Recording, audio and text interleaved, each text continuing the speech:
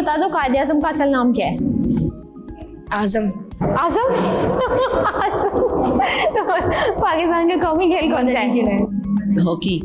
ये पहले आजम क्यों बोला? मैं भूल गया था। ये भूल गए थे? मतलब आपको पाकिस्तान के फाउंडर का नाम नहीं याद? याद आ गया। स्कूल का नाम याद है? टीचर का नाम याद है? तो फाउंडर का नाम क्यों नहीं याद?